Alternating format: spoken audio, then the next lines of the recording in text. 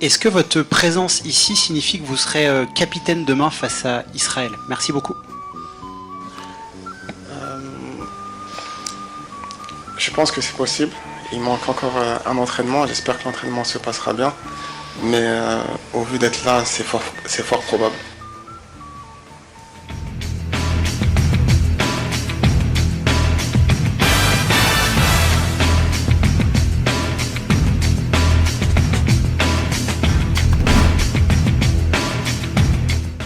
Hello à tous, ravi de vous retrouver dans la quotidienne. Il a joué à ni oui ni non, l'ami Kanté, en conférence de presse à la veille de France-Israël. C'est ce soir en direct sur TF1 et TF1+, dès 20h35, avec le brassard autour du bras de Kanté, bien sûr. Mais quel genre de capitaine es-tu, N'Golo? Pas celui qui va retourner le vestiaire, j'imagine. Non, je pense, j'ai ma personnalité, ça fait un moment que je suis dans l'équipe aujourd'hui. C'est juste de tirer le groupe vers le haut avec ce que je peux apporter.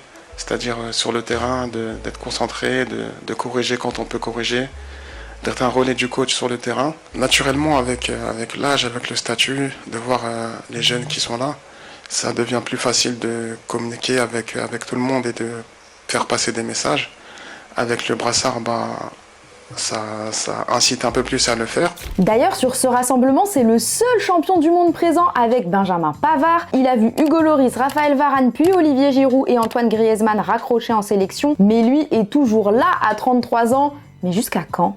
Non, c'est vrai que j'ai eu la coupure pendant 2 ans, juste avant la Coupe du Monde. Et aujourd'hui, j'ai envie de savourer, j'ai envie de profiter, de donner le maximum.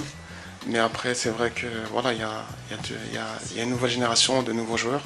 Et si le moment vient, j'aurai pas de problème à arrêter. Mais tant que je peux, c'est de donner le maximum et de savourer. Tenez, Didier Deschamps aussi est passé devant la presse. Et à un moment, fallait que ça sorte. On lui a parlé de notre Kylian Mbappé national, qui s'y frotte, s'y pique. Est-ce que depuis l'annonce de votre liste jeudi dernier, vous êtes expliqué avec Kylian Mbappé, ou est-ce que vous avez échangé avec lui depuis jeudi dernier? Allez, elle arrive. Je pensais qu'elle serait arrivée plus tôt. Alors écoutez, je vous ai dit ce que je vous ai dit, vous êtes libre de parler, d'interpréter, je ne vais pas répéter ce que j'ai dit. J'ai un match demain, j'ai 23 joueurs qui sont ça, Kylian n'est pas là, laissez-le tranquille, s'il vous plaît. Côté terrain, tout va bien, faut dire que nos Français sont poussés dans leur retranchement à chaque entraînement grâce à un Cyril Moine déterminé. Le préparateur physique, il veut les faire aller plus haut. C'est Tina Arena, le gars. Montez, tirez, hop, montez les genoux. Monte, plus haut. Volontairement haut. Voilà. Voilà, on les emmène là, les genoux. On les emmène là. Devant moi, les genoux. Devant moi. Hop, oui. Exprès, voilà. Et on monte bien. Allez, hop. Hop, et on monte, oui, hop, oui. Allez, au tir. Et ça s'est terminé en mode commando pour nos joueurs. Tchac, voilà. Hop, là, plus vite.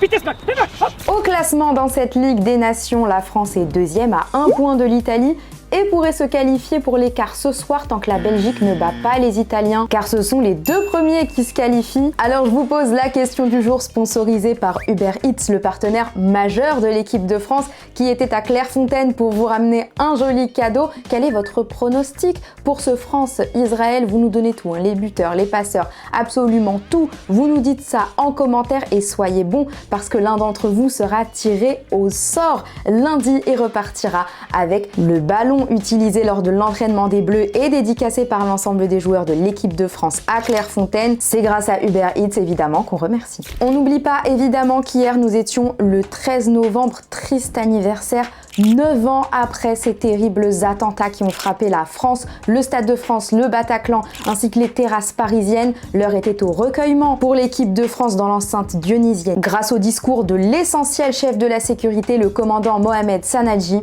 les frissons. Messieurs, votre attention s'il vous plaît. Le 13 novembre 2015, une série d'attentats a frappé le pays. C'est ici que ça a commencé, à l'occasion du match France-Allemagne. Plus de 130 morts et plus de 400 blessés. Nous sommes là pour rendre hommage à ces Français qui ont souffert dans leur chair. Soyons unis, soyons fiers de nos couleurs, soyons fiers d'être Français.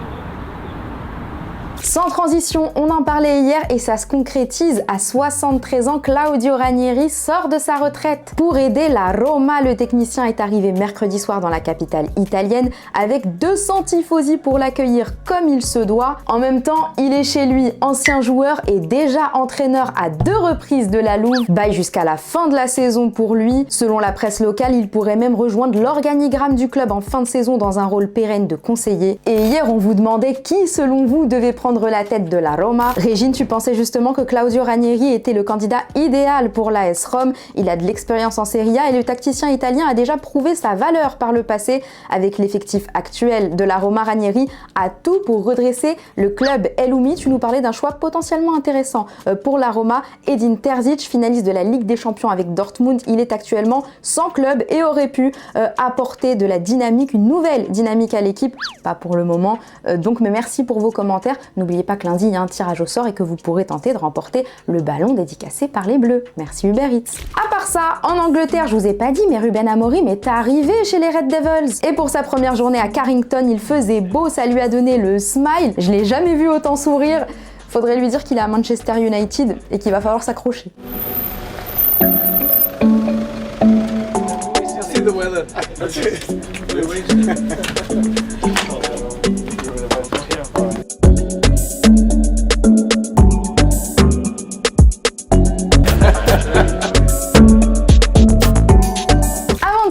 Revenons à nos Bleus. Aurélien Tchouaméni n'est pas présent sur ce dernier rassemblement de l'année, mais il est présent sur nos écrans avec son émission The Bridge. On a eu droit à une mise en bouche du nouveau numéro featuring Ousmane Dembélé et Jules Koundé qui nous parlent de leur tenue d'arrivée à Clairefontaine.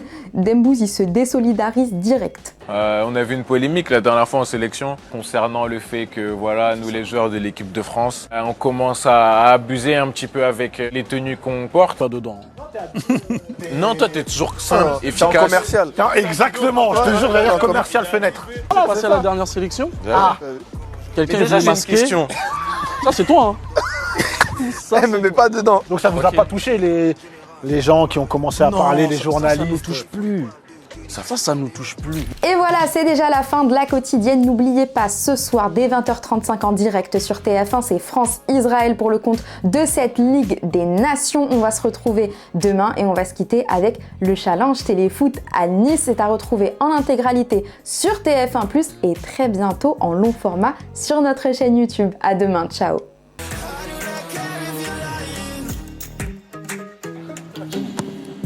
Quoi de mieux que le soleil de la Côte d'Azur pour le retour du challenge téléfoot, Mala? La lucarne est à Nice. On est à Nice et les règles n'ont pas changé, Saber. On est toujours sur une distance de 13 mètres. Les joueurs, ils ont 5 tentatives chacun. Et on est sur une fenêtre de tir de 43 cm sur 43. Saison 2, épisode 1 du challenge téléfoot. Bienvenue à Nice, en public.